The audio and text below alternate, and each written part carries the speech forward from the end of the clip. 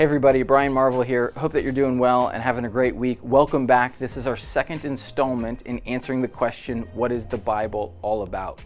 In our first video, we talked about how the Bible is primarily a story. And the term that we use to describe the type of story that the Bible is a meta-narrative, which just simply means the Bible is a large, overarching story which helps a certain group of people make meaning of this world, structure belief, and give them an understanding of how they're supposed to live in the here and now. And last week we said that if the Bible is a story, there's a plot line that goes with it. And we gave 4 words that capture that plot line. Those 4 words are creation, fall, redemption, and restoration. In this video, I want to give you another set of words that helps lay out the storyline of the Bible in just a slightly different way.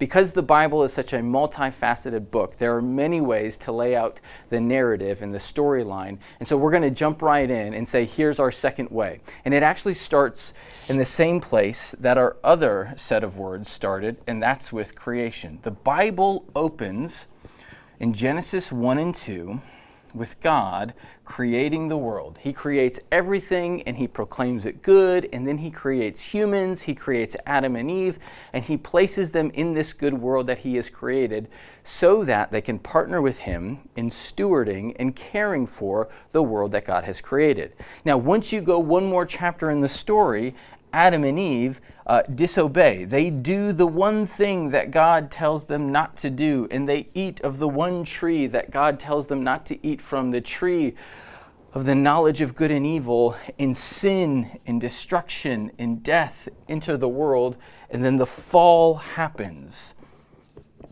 We're 3 chapters into the Bible and things already aren't looking good. And then as you follow along in Genesis 4 through 12, things just get worse. Death, destruction, chaos enter the world, permeate the world, but God in his goodness and his graciousness wants to intervene and not let the sin and death and destruction continue. So in Genesis chapter 12, God calls a guy by the name of Abraham. And he says to Abraham that he wants to redeem the world. And Abraham is his first person that he is calling to be a part of this redemption project. And Abraham is known to be the father of the Israelites. God calls this group of people to essentially be a blessing to the world. He calls Abraham and he says, Abraham, I want you to create a family that will grow into a nation, and through you, through your family, through your nation, I'm going to bless the entire world. I'm going to bless you so that you can be a blessing. So pretty much the 3rd chapter, the 3rd act, is the story of Israel, which starts in Genesis 12 and goes all the way through the rest of the Old Testament.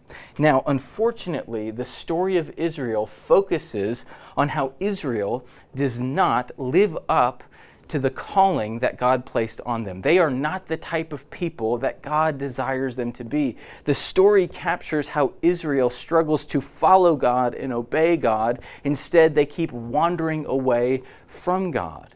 And so what God does is he sends his son. He sends Jesus. We find in the Gospels, Matthew, Mark, Luke, and John, we have the story of Jesus and how Jesus becomes essentially a new and better Israel.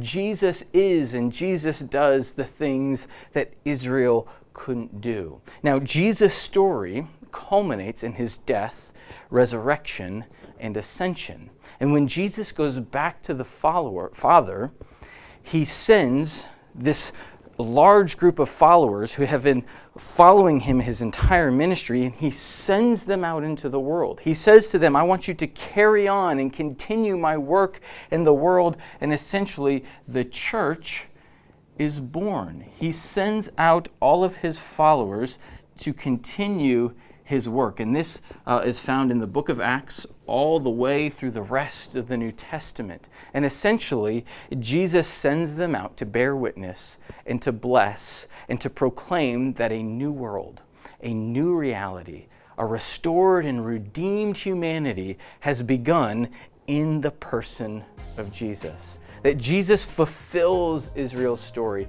He is and does the things that they couldn't be and that they aren't, and then he sends this group of people to carry on his mission. Now, in our next video, we're going to talk about specifically how Jesus fulfills Israel's story. But here's what's so exciting about this way of understanding the Bible. Sometimes we read the Bible thinking, these are stories that happened long ago. But understanding it this way helps us realize we're not just reading about something that happened long ago, we're actually participating in it in the here and now. In the same way that God called Adam and Eve to co-labor with him and participate with him in what he's doing in the world, Jesus sending out the church and us being a part of the church means that we too are participating with God's work in the world to redeem and restore and renew his creation so that it exists the way that he intended it to be. I hope this little video was helpful. These 5 words, creation, fall, Israel, Jesus, and the church, are helpful in you deepening your understanding of the scriptures, and I hope it encourages you to keep engaging with them so that ultimately you can deepen your relationship with God. Grace and peace to you. Come back again for our 3rd video.